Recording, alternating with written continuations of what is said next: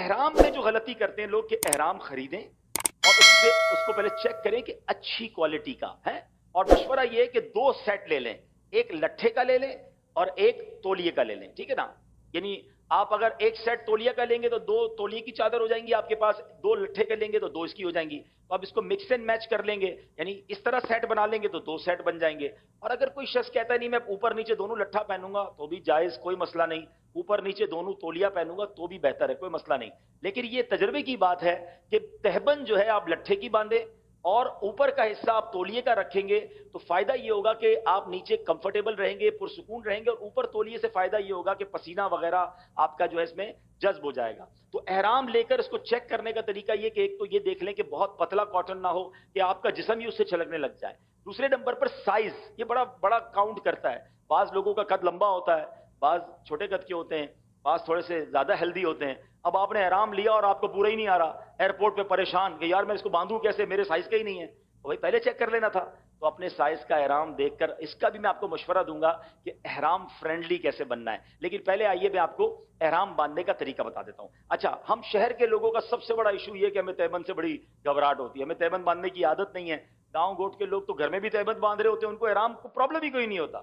تو تہبند سے اگر آپ کو عادت ہو گئی نا تو آپ احرام فرینڈلی ہو جاؤ گے۔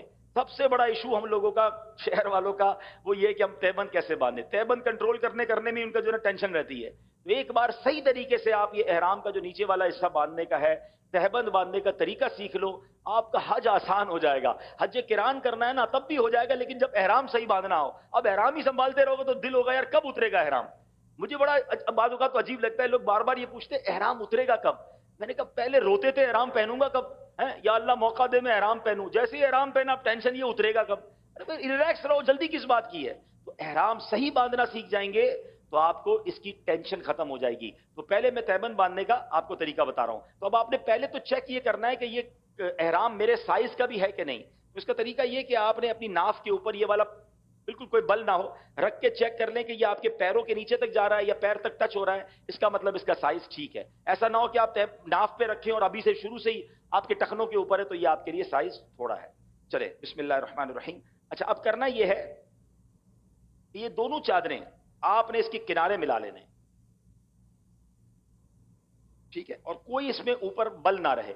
ان دونوں کناروں کو آپ نے ملا لیا۔ اچھا، اب اس طرف سے تھوڑا سا اس کو ٹائٹ کر لیں، جتنا ٹائٹ کرنا ہے آپ ٹائٹ کر لیں، ٹھیک ہے۔ اب ان دونوں کو واپس اپنے ہاتھوں سے یہاں پر لے آئیں۔ اب اس کے بعد دوبارہ جو ہے یہاں لے آئیں، یعنی اس کو فلیپ کر رہے ہیں آپ، ٹھیک ہے نا۔ اور اب آپ کی مرضی ہے ایک بار دو بار، کیونکہ احرام بھی بہتر ہے کہ ٹخنوں سے اوپر ہو، تو پھر تھوڑا اگر بڑا ہے تو چار بار کر لیں۔ اب مثال کے طور پہ یہ میں نے اس کو چار بار فولڈ دیا نا، اب یہ اتنا اچھا بندھا ہے کہ مجھے بیلٹ کی حاجت نہیں ہے، ٹھیک ہے۔ اچھا، ایک اور غلطی جو حاجی کر جاتے ہیں یا غلطی عمرہ کرنے والے کر جاتے ہیں، ابھی چونکہ میں تربیت کر رہا ہوں تو میں نے کپڑے پہنے ہوئے ہیں، ٹھیک ہے نا، لیکن جب آپ احرام پہنیں گے تو جسم پر اور کوئی کپڑا نہیں ہوگا، کوئی انڈر گارمنٹ کچھ بھی آپ نہیں پہنیں گے، ٹھیک ہے۔ مرد جب احرام پہنے گا تو اس کے جسم پر بے سلی چادریں ہی ہوں گی، سر پر ٹوپی امامہ بھی نہیں ہوگا، یہ خیال رکھنا ہے، ٹھیک ہے۔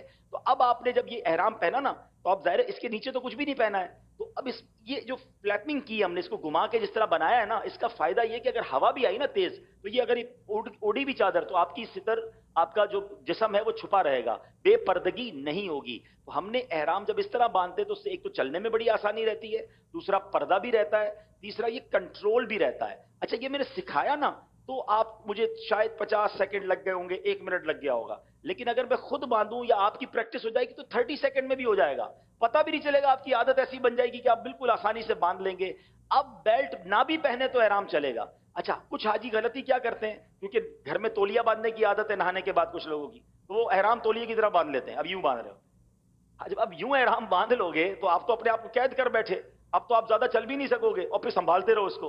تو یہ اس طرح نہ باندھیں، باندھنا تو ٹھیک ہے ہو جائے گا باندھنا، لیکن آپ ٹینشن میں رہو گے۔ اب میں دوبارہ آسان طریقے سے، اب تھوڑا میں سپیڈ میں کروں گا تاکہ آپ کو اندازہ ہو کہ اس میں ذرا بھی دیر نہیں لگتی، ذرا سا بھی لوز ہو دوبارہ واش روم میں جائیں، دوبارہ اس کو سیٹ کر لیں، کوئی مسئلہ نہیں ہے۔ آپ نے یہ احرام ادھر سے ٹائٹ کرنا ہے، یہ دو ادھر آپ نے لے کر آنی ہے، ٹھیک ہے، پھر دوبارہ یہاں پر لے کر آنا ہے، اور یہ آپ نے 1 2 3 کر لیں، 4 کرنا ہے 4 کر لیں، یہ آپ کا احرام ریڈی ہو۔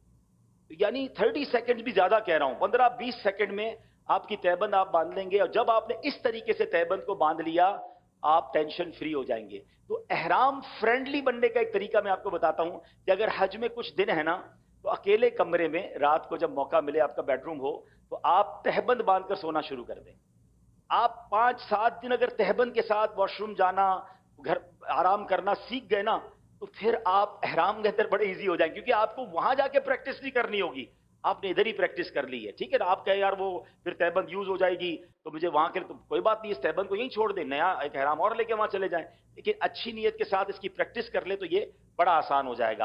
अच्छा, अब बेल्ट कई किस्म के आते हैं, लेकिन अगर इस तरह का बेल्ट जो ट्रेवलर बैग बेल्ट कहलाता है, जिसमें जेब होते हैं, ये बेल्ट बड़ा आसान रहता है। तो इसको बांधना भाई बड़ा आसान है, पीछे इसका क्लिप होता है और इसमें आप अपना मोबाइल फोन, अपने जरूरी कागजात या कोई थोड़े बहुत पैसे भी रख सकते हैं। इसमें भी एक मशवरा दूंगा कि हज पर जा रहे हैं तो 2 मोबाइल ले जाएं। अगर आपके पास स्मार्टफोन या कीमती फोन है तो उसके साथ एक छोटा फोन भी ले जाएं, जो आप हरम पाक में जाने आने के लिए, मिना अरफात में, दीगर जगहों पर आपके पास वो भी फोन हो, क्योंकि बाज़ औक़ात बेल्ट में लोग रखते हैं और बेल्ट उठाकर रख देते हैं कहीं वजू खाने पे और कीमती फोन भी चला जाता है, या अपने पूरे सफर की सारी करेंसी इसी बेल्ट में रखते हैं। ऐसा भी ना करें। अपनी ज्यादा पैसे वगैरह हैं वो होटल में ही रखें, बैग के अंदर रखें।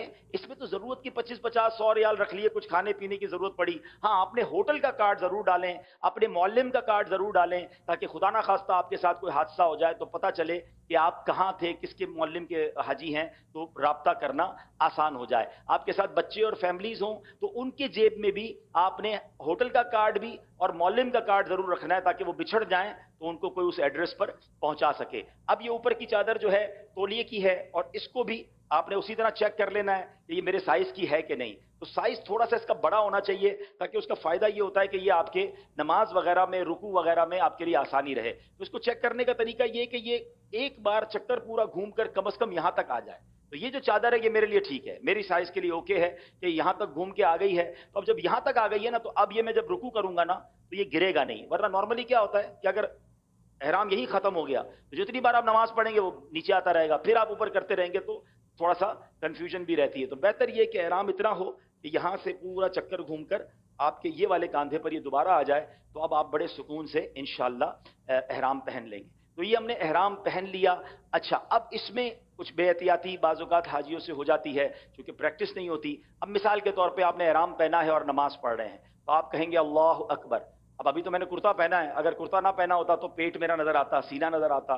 तो जब नमाज पढ़ते हैं तो ये पूरा जिस्म नजर आ रहा होता है, ये बेहतर नहीं है। इसका बड़ा प्यारा तरीका अमीर अहले सुन्नत ने सिखाया था कि जब आप एहराम में नमाज पढ़ रहे हो, थोड़े से हाथ बाहर लाएंगे, अल्लाह अकबर। तो अब आपका सीना और पेट जो है, दोबारा देख लीजिए, ठीक है, अल्लाह अकबर।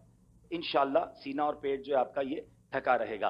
और मैं आपको सही बताऊं, अभी तो एहराम पहना है सिखाने के लिए या सीखने के लिए, मगर जब एहराम वाकई इंसान पहनता है, जब उसके जिस्म पे और कोई लिबास नहीं होता, और एहराम में एक्चुअली एक मैसेज भी है, एक वक्त आएगा मेरे सारे कपड़े उतार कर मुझे कफन पहना दिया जाएगा। तो ये एहराम की चादरें हमें उस सफर की भी याद दिलाती हैं। और जब बंदा एहराम पहन लेता है ना, और फिर उसके बाद जब वो लब्बैक पढ़ता है और जो उसकी कैफियत बनती है, ये अल्फाज में बयान भी नहीं किया जा सकता। हम अल्लाह करीम से दुआ करते हैं कि हमें हकीकी मानों में एहराम पहनना, लब्बैक पढ़ना और अपने दर की हाजिरी नसीब फरमाए।